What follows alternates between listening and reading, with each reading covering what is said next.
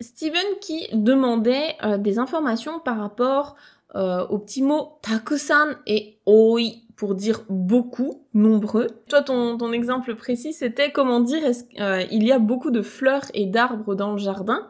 Donc tu me demandais comment faire la phrase avec takusan, avec oi. Est-ce que c'est possible? Si oui, comment on les inclut dans cette phrase en japonais?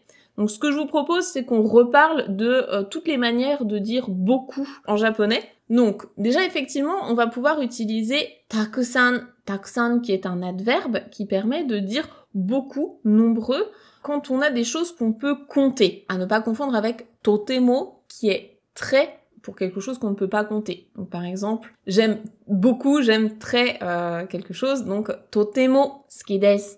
Ou bien c'est très beau, totemo kirei desu. Ça, c'est totemo. Takusan, c'est vraiment quand on peut compter quelque chose. Donc, il y a beaucoup voilà, de fleurs, il y a beaucoup d'animaux, il y a beaucoup de personnes. Ça, ce sera takusan. Maintenant, takusan, comment tu l'utilises dans ta phrase? Eh bien, soit tu le mets avant le nom dont tu vas parler, que tu vas dénombrer, soit tu le mets après. Donc, je te donne 2 exemples. Si on parle des fleurs, donc il y a beaucoup de fleurs. Hana, c'est la fleur. Hana ga takusan arimasu. Hana ga arimasu, il y a des fleurs. Si tu viens glisser takusan entre la particule et le verbe, hana ga takusan arimasu, il y a beaucoup de fleurs. Maintenant, le takusan, tu peux aussi le mettre juste avant la fleur, juste avant le nom. Et à ce compte-là, tu vas devoir les relier ensemble par la particule no.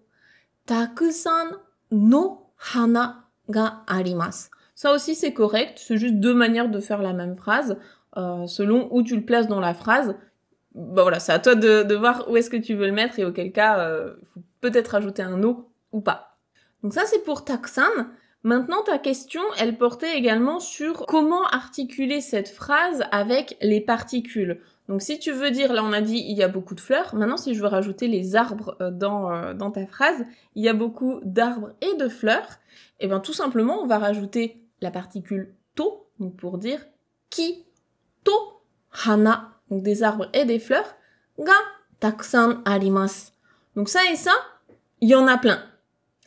Ou alors, si je reprends le takusan et que je le mets au début de la phrase, et bien là c'est pareil, hein, takusan no ki to hana ga arimasu. Donc soit tu le mets à la fin, entre la particule et le verbe, soit tu le mets tout au début, et ensuite tu rajoutes un no, tu rajoutes tous les noms dont tu veux parler. Ça, c'est les 2 possibilités, donc avec takusan. Maintenant, si je prends une autre possibilité pour dire beaucoup, nombreux en japonais, ça va être l'adjectif oi. L'adjectif oi, il veut dire nombreux. Et comme c'est un adjectif, je peux pas l'utiliser comme un adverbe. Je peux pas faire comme ce que je viens de faire avec takusan. Je pourrais pas dire oi no quelque chose, ça marche pas. Oi étant un adjectif en i, je vais devoir le rajouter donc à la fin. Donc je te donne un exemple, on va reprendre ton histoire de fleurs.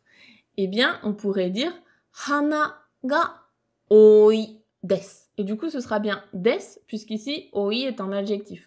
Donc, les fleurs, elles sont nombreuses. On pourrait prendre aussi pareil avec les personnes. Hein. Hito ga oi desu. Les gens sont nombreux.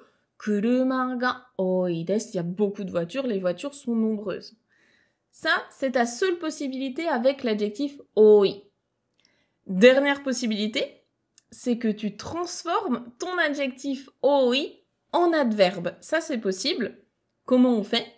Eh bien, oi, qui se termine par i, j'enlève le i, je le remplace par un que, o que. Et ça, c'est un adverbe. Ce qui voudrait dire donc nombreux. En français, ça change pas beaucoup, mais en japonais, ça change tout. Donc cette fois, si c'est un adverbe, je vais le placer au tout début et je pourrais dire oku no hito, oku no hito. Donc il y a plein de gens, de nombreuses personnes. Oku no hito ga imasu, du coup, hein, il y a de nombreuses personnes. Oku no kuruma, oku no plein de choses. En fait, c'était différentes possibilités. Donc soit takusan, que tu places au début ou à la fin, soit oi en tant qu'adjectif, soit oku en tant qu'adverbe. J'espère que c'est un petit peu plus clair pour toi et que du coup tu vas pouvoir t'amuser à faire tes phrases, voilà, tout ce que tu as envie de raconter en japonais avec tout ça.